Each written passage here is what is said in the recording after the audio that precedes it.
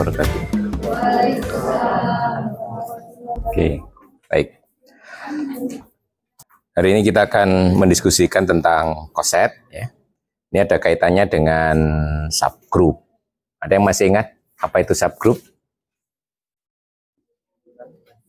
Himpunan bagian dari suatu grup yang membentuk grup. Iya, iya toh. Gitu aja. Dengan operasi yang sama dengan di grup ya semula. Itu. Jadi subgroup itu himpunan bagian yang membentuk grup ya. Nah, kemudian itu definisi untuk memeriksa suatu himpunan bagian itu subgroup atau tidak, kita punya beberapa teorema. Ada yang two step test, one step test, kemudian ada finite test ya, finite test of subgroup ya. Nah, kalau hingga cukup dites ketertutupannya saja ya. Oke. Nah, kalau kita punya grup, kita punya subgroup, kita bisa mendefinisikan koset ya. Nah, jadi kita mulai dari kita punya grup G, kemudian H itu subgroup dari G, kemudian A itu unsur di G. Nah, koset kanan dari H itu yang memuat A itu himpunan H dikalikan dengan A di kanan. Itu artinya apa? Setiap unsur di H dikalikan dengan A, gitu ya, di kanan. Kalau koset kiri, setiap unsur di H dikalikan dengan A di kiri, gitu ya. Nah ini.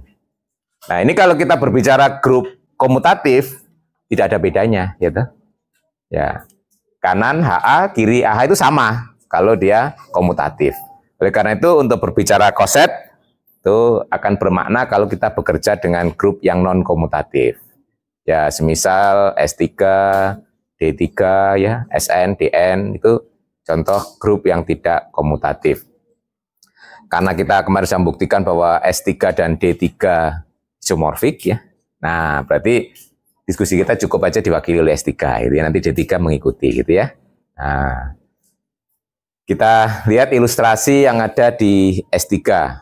Tadi juga muncul di kuis gitu ya. Hitung saja ya. Jadi kalau kita ikuti ya.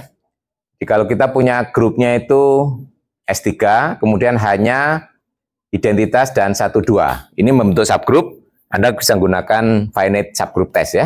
Ditabelkan, close, berarti dia subgroup ya. Oke. Nah, kemudian koset kanan di H, dari H, itu karena S3 itu mempunyai 6 unsur, sebenarnya kalau kita hitung ada 6. Ya toh? Nah, kita hitung semuanya. Nah, yang di sini H dikalikan identitas, berarti semua unsur di H dikalikan identitas ya. Kanan. Ya, tetap H sendiri. Ya. Kemudian H 1, 2, berarti semua unsur di H dikalikan dengan 1, 2 di kanan. Identitas 1, 2 hasilnya 1, 2. 1, 2 dengan 1, 2 hasilnya identitas. Kemudian kalau kita lihat di sini, ini walaupun urutannya beda, tapi sebagai himpunan sama. Ya. Nah, berarti koset yang kedua ini juga sama dengan H. Ya. Nah, yang ketiga, kalau kita hitung dengan 1, 3, ya. Unsur di H semuanya dikalikan dengan 1, 3 di kanan. Ini hasilnya yang pertama identitas dengan 1, 3 adalah 1, 3. 1, 2 dengan 1, 3 hasilnya 1, 3, 2. Ya. Ya. Nah ini beda ya dengan yang di atas. Nah kemudian H dikalikan dengan 1, 3, 2. Nah ini ya. Hasilnya ini kalau Anda hitung. Ini persis sama dengan yang H13 ya. Ya, sama ya. Nah, nanti yang 2 yang terakhir kalau kita kalikan dengan 23 dan 123 menghasilkan koset yang sama juga ya. Jadi sini ada berapa yang berbeda? 3 ya, cuma ada 3 ya. Tuh, ada 3 koset yang berbeda ya. Ya. Nah, kalau kita lihat di sini, menariknya apa di sini ya? Nanti kita akan berbicara sifat-sifat koset berdasarkan pengalaman di sini. Yang pertama, setiap koset itu pasti memuat unsurnya, ya toh? Ya, ini HA itu akan memuat A, ya. Itu 1. Yang kedua, yang membuat koset itu sama tadi apa ini ya? Nah, di sini ya. Misalnya di sini H13 itu memuat 132. Akhirnya kosetnya sama kalau H132. Jadi ya, kalau unsur itu sudah temuan di koset, yang dihitung ini akan sama. Nah, nanti sifat ini juga menguntungkan. Kita nggak perlu menghitung yang ini kan. Karena 132 sudah ada di sini, nanti ini hasilnya persis sama. Gitu ya. Nanti sifat itu akan kita buktikan secara umum. Ini koset kanan. Dengan cara yang sama, kita bisa menghitung koset kiri. Ya. Nah, kiri. Dan kiri hampir sama, ada 6, tetapi yang berbeda cuma ada 3 juga. Nah, ya, sifatnya mirip dengan yang tadi, ya. Cuma di sini koset kanan tidak harus sama dengan koset kiri, ya. Kecuali yang ini, 2 ini ya. Karena ini hasilnya sama-sama H, ini kanan dan kiri sama ya. Untuk yang 4 yang ini berbeda ya. Anda bisa bandingkan tadi 13H dengan H13 berbeda ya. Ini tadi isinya kan 13, 132 ya. Nah, itu. Nah, jadi koset kanan tidak harus sama dengan koset kiri. Nah, nanti kita akan mencari apa cirinya agar koset kanan sama dengan koset kiri, gitu ya. Oke. Ini ilustrasi ya, cara ngitung. Berarti Anda ini harus sudah bisa ngitung, gitu ya. Nanti apapun grupnya, apapun subgrupnya, Anda harus bisa menghitung. Nah, ini nanti juga akan kita lihat lebih jauh pada saat pekan depan membahas Lagrange. Nah, ini ada hubungannya. Ya, S3 itu unsurnya ada 6. Subgrupnya unsurnya ada 2. Di sini koset yang berbeda 3. Nah, itu nanti akan kita lihat dalam teorema Lagrange ya. Berarti banyaknya koset dikalikan order group, dikalikan order subgroup sama dengan order group gitu ya. Itu nanti akan kita diskusikan di Lagrange. Baik, kita akan mengkaji sifat-sifat dasar tadi yang berdasarkan investigasi dulu. Nanti yang terakhir yang sebutkan nanti ditunda pekan depan karena banyak hal yang ya. Jadi satu bab yang ada di kalian itu untuk 2 kali pertemuan ya. Bagian kedua yang di Lagrange nanti kita diskusikan pekan depan. Kita sekarang mengkaji sifat-sifat dasar dari koset ya. Nah, yang pertama tadi saya kira cukup mudah bahwa setiap koset pasti memuat unsurnya ya ini ya. Kenapa? Karena A itu sama dengan A kali E ya toh. E kan unsur di H ya. Ya, berarti A sama dengan A kali E itu anggota AH ya. Saya kira yang pertama tidak terlalu susah. Nah, yang kedua, ini tadi ya. Nah, ini berkaitan dengan investigasi kita yang pertama tadi. Hasilnya kan kembali ke H. Itu tadi ternyata unsurnya ada di H kan? Nah, berarti suatu koset hasilnya sama dengan H jika unsurnya berada di H. Ya. Ada yang sudah mencoba membuktikan ini? Ini kan jika dan jika ya toh? Berarti dibuktikan 2 arah. Kalau kosetnya sama dengan H, AH sama dengan H, buktikan A anggota H. Kalau A anggota H, buktikan bahwa AH sama dengan H, gitu ya. Nah, ini sebenarnya sudah ada buktinya di kalian, ya. Ya, iya di nomor 2. Ini sifat-sifat dasar dari koset. Nanti akan sangat berguna pada pembahasan berikutnya, ya. Sini yang akan kita buktikan AH sama dengan H jika dan hanya jika A-nya unsur di ya. Tuh. Yang ke kanan, yang ke kanan berarti kita punya AH sama dengan H. Jadi misalkan AH sama dengan H. Yang akan ditunjukkan A elemen H, gitu kan ya. Nah, bagaimana menunjukkan? Ya cukup langsung dipakai ini ya. Bahwa jadi menurut yang pertama kan A itu pasti sama dengan AE, itu anggota AH, padahal ini sama dengan H. Ya, bukti selesai, ya toh? Berarti kan A anggota H, toh? Ya. Yang ke kiri. Yang ke kiri kita punya, misalkan A anggota H. Anggota H. Yang akan ditunjukkan AH sama dengan H. Lihat ini. AH sama dengan H itu kan kesamaan himpunan. Ya. Ingat, strategi menunjukkan kesamaan himpunan saling subset ya. Jadi harus dibuktikan AH subset H dan yang kedua H subset AH, gitu ya. Nah. Nih. Jadi yang pertama klaim dulu bahwa AH subset H. Nah, kalau saya ambil X unsur di AH. Jadi kita bisa tulis X itu sama dengan A kali H1 misalnya ya. Untuk suatu H1 di H. Tuh ya. Nah, sekarang kita akan menunjukkan X-nya itu berada di H. Ya, selesai ya. Karena A-nya di H, H-nya di H, H subgroup, A kali H, pasti. Nah, itu ya.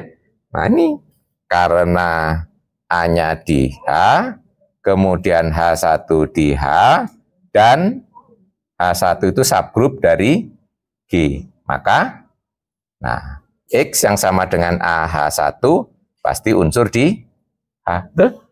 Subgroup terus. Udah, mengambil unsur di AH, ternyata berada di H. Jadi kesimpulannya kan AH subset dari H. Ya. Sekarang yang subset sebaliknya, bahwa H subset dari AH.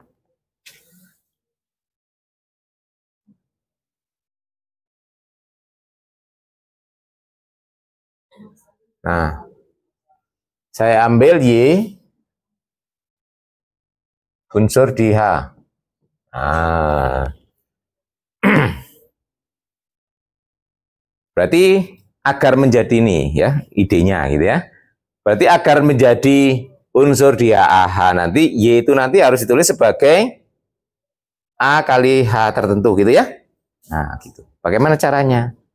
Nah, di sini kita bisa ya ini bukan akal-akalan tapi cara mendapatkan. Ini kan bisa dibuat A inverse H Y gitu sama dengan H aksen ya. Nah, lihat ini. A-nya di H, berarti A inverse berada di H karena subgroup ya toh. Y-nya berada di H. Berarti hasil kali ini berada di H. Berarti bisa dimisalkan dengan H aksen kan?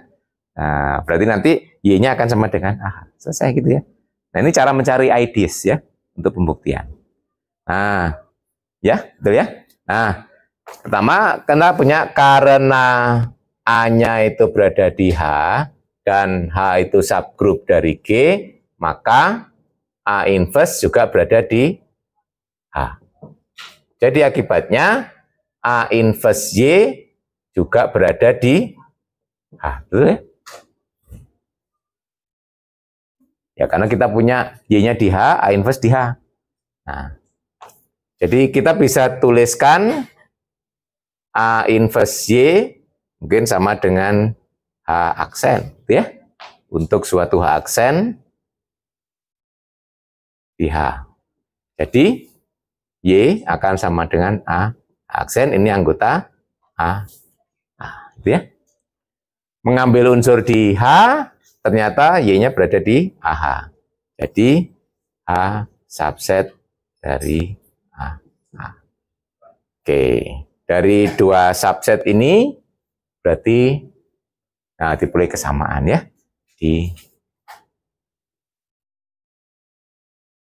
Nah, jadi ini, kalau unsurnya berada di H, pasti kosetnya sama dengan H, ya itu ya.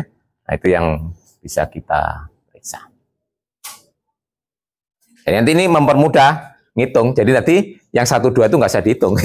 Karena ya identitas berada di H, kemudian 1, 2 di H, hasil kosetnya pasti H ya kalau menggunakan sifat ini. Jadi nanti sifat-sifat ini nanti akan berguna bagi kita kalau supaya terampil ngitung ya ke belakang itu ya. Nah, jadi dengan tahu sifat ini nanti kita nggak manual terus dihitungi semua gitu ya. Nah, dengan melihat sifatnya nanti kita lebih gampang. Nah, yang terakhir, nah ini seperti asosiatif ya. Nah, ini ya. Ini sebenarnya artinya kan unsurnya dikalikan dulu baru dicari kosetnya, ya kan? Ini sebenarnya sama aja dicari kosetnya dulu dengan B baru dikalikan dengan A gitu ya. Nah, tapi ini B dikalikan H itu bukan tidak harus subgroup kan ya. Jadi kalau dikalikan A ini sebenarnya bukan koset ya. Tapi kalau ini koset karena AB kan berada di G ya. Nah, tapi kalau ini dihitung kosetnya dulu, setelah jadi himpunan baru dikalikan dengan A ya itu ya.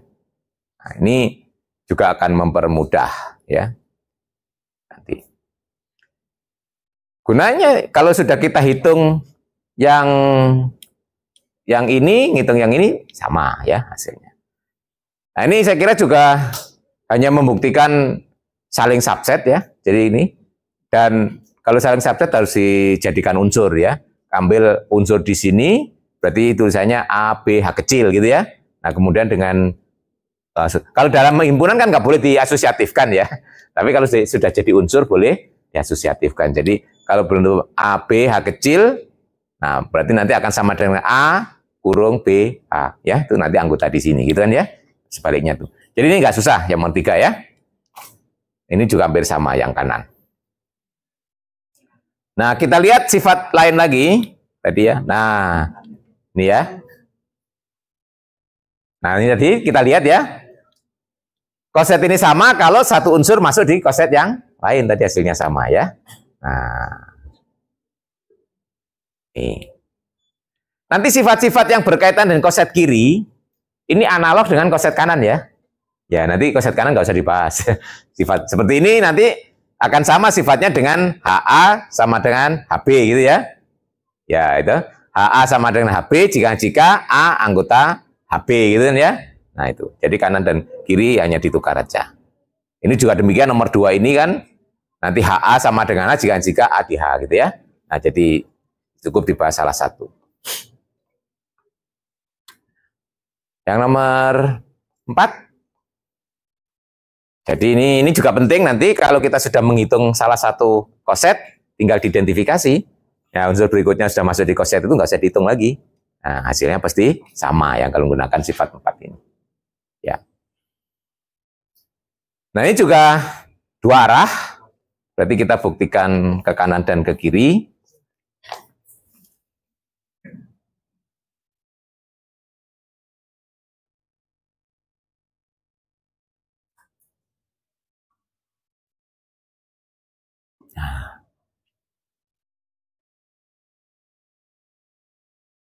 Yang ke kanan kita punya kesamaan kosetnya.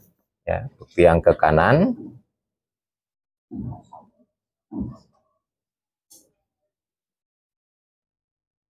Yang akan ditunjukkan A anggota. Ini cukup mudah ya. Karena tadi bisa kita buktikan dengan menggunakan A tadi. Yang pertama, A itu anggota. Ya, kita bisa kalau kita memulai dari awal, kita tulis A kali E gitu ya. Sama dengan AE, itu anggota AH, padahal ini sama dengan, selesai ya buktinya ya. Ya, ke kanan tidak terlalu susah, yang ke kiri harus dibuktikan saling subset ya. Misalkan kita punya A itu di sini ya. Yang akan ditunjukkan AH sama dengan. Nah, berarti ini kesamaan himpunan lagi, berarti harus dibuktikan saling subset ya. Kalau saya ambil unsur di AH, nah kita bisa tuliskan X sama dengan A misalnya H1 untuk suatu H1 di H. Ya. Nah, kita harus mengubah, ini kan harus di sini, toh. Berarti X-nya nanti harus sama dengan B kali A tertentu, gitu ya. Nah, kita manfaatkan ini. Karena A itu anggota di sini, ya toh. Karena A itu anggota di sini, berarti maka A bisa ditulis sebagai, nah, gitu ya, untuk suatu H2 di H, ya. Ya tinggal disubstitusikan, jadi X akan sama dengan A H1, A-nya diganti B H2, H1 itu akan sama dengan B H2 H1. H2H1 unsur di H. Berarti ini anggota. Ya, gitu ya. Jadi kita punya AH subset ya. Nah, yang sebaliknya ambil misalnya Y unsur di sini, kita bisa tuliskan 4 ya. Untuk suatu H3 di H. Nah, sama. Di sini kita harus menyatakan Y dalam A kali unsur di H. Ya kita gunakan ini lagi ya. Kita pakai lagi ini tadi ya. Nah, itu bisa dipakai lagi. Jadi kita punya Y yang sama dengan ini.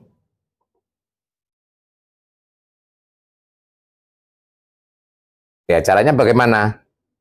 A-nya ya. A-nya harus diganti ini kan? Oke, tadi sorry B, berarti A-nya B-nya yang diganti. Berarti ini A-nya B-nya dituliskan sebagai A H2 inverse ya. Nah, di sini B-nya diganti dengan A H2 inverse. A H2 inverse H3. Itu akan sama A H2 inverse H3. H2 inverse juga di H, ya toh? Ini di H, berarti ini anggota A. Ya. Jadi kita punya subset. Ya. Nah, kita punya ini dan saling subset jadi sama. Nah, jadi sifat keempat ini gunanya adalah kalau salah satu koset sudah kita hitung, teridentifikasi unsur itu masuk di koset, ya berarti koset dari unsur yang teridentifikasi tadi akan sama dengan koset yang sudah dihitung, ya. Ya, sebenarnya mudah ya membuktikannya ya. Ini pengalaman ini sudah Anda dapatkan di semester 1 kan, bagaimana membuktikan kesamaan himpunan gitu ya. Nah, dan seterusnya.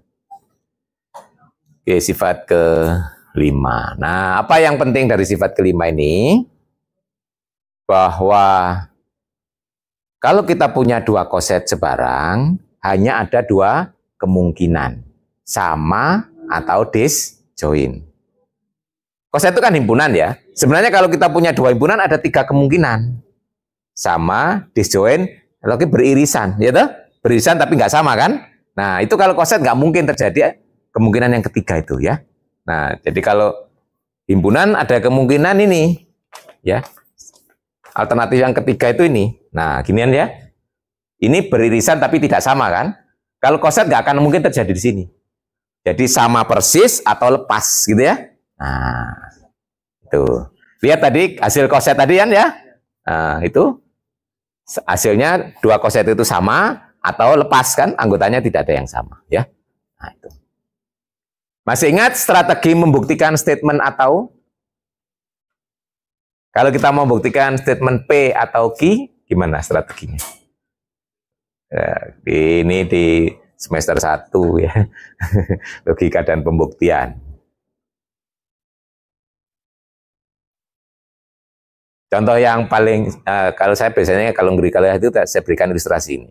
Kalau bilangan real, jika AB sama dengan 0, maka A sama dengan 0 atau B sama dengan 0. Itu kan berarti kan implikasi membuktikan A sama dengan 0 atau B sama dengan 0. Nah, strategi membuktikan atau itu gimana?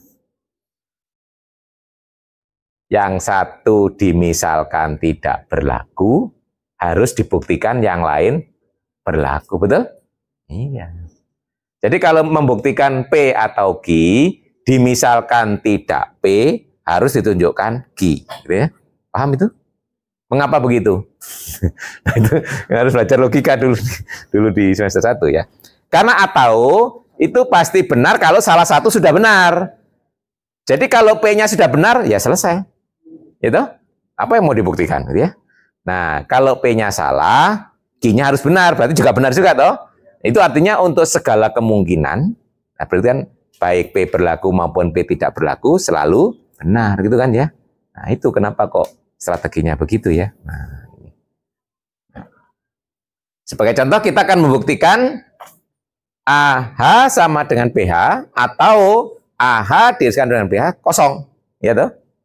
Nah, Anda bisa memisalkan AH tidak sama dengan PH, tunjukkan ini kosong, atau bisa juga dimisalkan irisannya tidak kosong, tunjukkan itu sama. Mana yang menurut Anda mudah gitu ya. Mana yang mudah? Karena Pak Eri sudah pengalaman beberapa kali membuktikan. Yang mudah adalah kalau dimisalkan AH diiriskan dengan BH tidak kosong, ditunjukkan yang di sana sama, gitu ya. Nah, itu. Ya bisa yang sana tapi cukup panjang buktinya ya. Saya ambil yang pendek saja ya, yang pengalaman dari pengalaman itu yang lebih sederhana buktinya.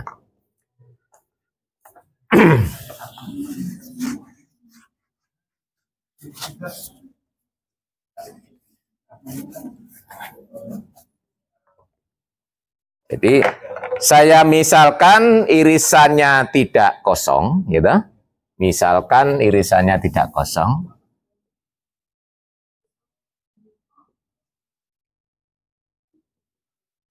Nah, yang akan saya tunjukkan kosetnya sama.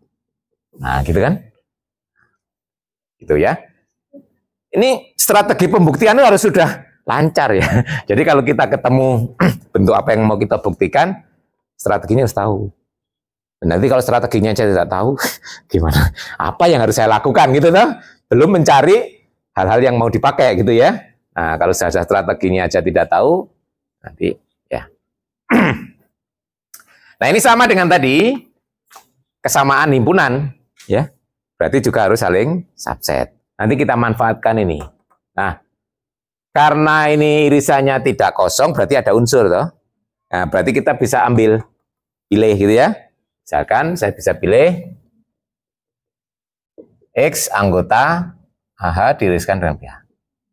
Nah, karena di sini berarti X itu anggota AH dan X anggota di sini ya. Nah, terus karena di sini berarti kita bisa tuliskan X itu bisa sama dengan ini ya. Dan X bisa sama dengan yang di sini ya. Nah, gitu tuh. Ada jadi X itu punya dua ekspresi gitu ya. Nah, karena masuk di sini dan masuk di sini. Nah, untuk suatu H1, H2 di H. Nah, ini nanti akan kita pakai. Nah, sekarang kita buktikan subset dulu yang satu. Jadi klaim ini subset. Ya. Nah. Saya ambil Y anggota di sini, ya. Jadi bisa saya tuliskan Y H3 untuk suatu H3 di H, ya. Nanti ini kita harus bisa menuliskan. Berarti A-nya harus diganti dengan B ya. Caranya kita pakai ini. Nah, karena tadi AH1 itu sama dengan X, sama dengan B H2, ya. Nah, maka A akan sama dengan H2 H1 inverse, ya. Oke, ini kita gantikan.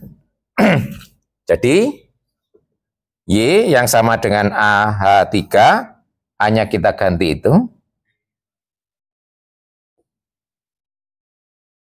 Nah, ini akan menjadi ya H2, H1 inverse, H3. Yang dalam kurung itu semuanya unsur di H, gitu. Nah, berarti ini anggota ini ya. Nah, jadi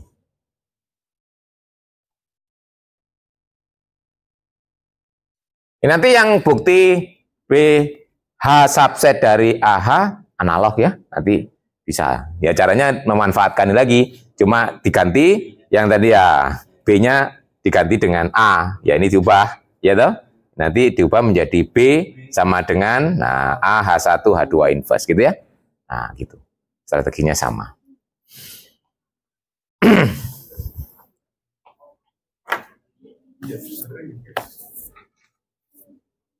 Tuh. Masih ada 4 sifat lagi. Nah, ya 9 kan? Ya. Nanti coba yang 6, 7, 8, 9 dicoba. Nanti kalau bermasalah bisa ditulis di forum diskusi ya, sepecar. Ya ini persis yang ada di buku. Jadi nanti sifat ke-6 ini ya. Ini sebenarnya yang ke-6 ini nanti bisa menggunakan ini hasil 4 ya. Hasil 4 nanti bisa dipakai untuk membuktikan 6. Kemudian nah ini yang ke-7 ini banyaknya unsur 2 koset itu pasti sama. Ini cara membuktikannya dibuat korespondensi satu-satu dari AH ke BH ya. Ya nanti AH kecil dikaitkan dengan BH kecil ya. Jadi karena bentuk unsur itu nanti dibuktikan bahwa itu adalah pemetaan satu-satu pada ya. Itu nomor 7. Nomor 8 ini kriteria koset kanan sama dengan koset kiri ya. Nanti akan ya ini seolah-olah akan dikalikan ya. Tapi Anda ngitungnya nggak boleh langsung dikalikan itu ya. Sebenarnya ini dihitungnya saling subset gitu ya. Nah, yang terakhir ini hasil ini sebenarnya memperumum nomor 2 ya toh. AH ini akan menjadi subgroup jika A-nya berada di H. Karena dari koset tadi kalau A-nya tidak di H nggak ada yang subgroup toh. Nah, itu sebenarnya ini maksudnya ya. Hasil terakhir itu koset itu akan menjadi subgroup hanya mungkin ya kalau unsurnya berada di subgroup. Tadi kalau dari menghitung koset tadi ada 3 macam koset yang berbeda. Nah, itu yang menjadi subgroup hanyalah kalau A-nya berada di subgroup ya. Nah, itu hasil yang terakhir ini yang penting ya. Jadi, yang kalau A-nya tidak di H nggak akan jadi subgroup ya. Itu. Nanti silakan dicoba, ini tinggal sudah lebih banyak yang didiskusikan ya, lebih dari paruh ya. Ya, ini bisa dilihat di kalian ya. Biar nggak terlalu terlambat. Silakan kalau sebelum diakhiri ada pertanyaan terlebih dahulu ya. Kita tahu kalau order koset itu pasti sama dengan order Hawaii. Ya, itu nanti akan kita pakai di pembuktian di Lagrange ya. Jadi karena H itu kan juga salah satu koset, yaitu H ya. Nah, iya. Jadi itu nanti AH akan sama dengan jadi kardinalitasnya dengan EH. EH itu ya H ya. Nah ini nanti sifat ke-7 itu nanti akan berperan dalam pembuktian teorema Lagrange. Ya. Nanti. Jadi nanti sifat-sifat ini akan kita pakai lagi ya di dalam pembuktian berikutnya di Lagrange ya. Nanti Lagrange kita akan membuktikan hubungan antara subgroup, order subgroup dan order group gitu ya. Nah itu. Dan itu juga nanti akan bermanfaat untuk mengidentifikasi grup ya, subgroup ya. Sebagai contoh S3. S3 itu ordernya 6. Jangan dicari subgroup yang order 4, nggak mungkin ada gitu. Ordernya 5 juga nggak mungkin ada gitu ya. Nah, yang mungkin ada cuma ordernya 1, 2, 3, atau 6 gitu ya. Nah, itu nanti salah satu kegunaannya teorema Lagrange. Masih ada lagi? Silakan. Nanti saya percaya Anda yang 6 sampai 9 bisa. Tapi kalau kesulitan nanti ditulis saja di forum diskusi ya. Nah, nanti akan mungkin saya respon nanti ya. Tapi kalau Anda pelan-pelan baca yang ada di kalian, insya Allah bisa ya. Bacanya pelan-pelan aja, jangan buru-buru gitu ya. Ya kalau mau teruskan diskusi di sini boleh, gitu ya. Ada waktu 1 jam. Ya. Oke, saya kira cukup. Mohon maaf tidak bisa melanjutkan. Ini karena ada undangan mendadak di workshop. Oke, saya akhiri dulu ya. Sampai ketemu lagi Kamis pekan depan. Kita akan mendiskusikan teorema Lagrange ya. Oke, assalamualaikum warahmatullahi wabarakatuh. Waalaikumsalam warahmatullahi wabarakatuh.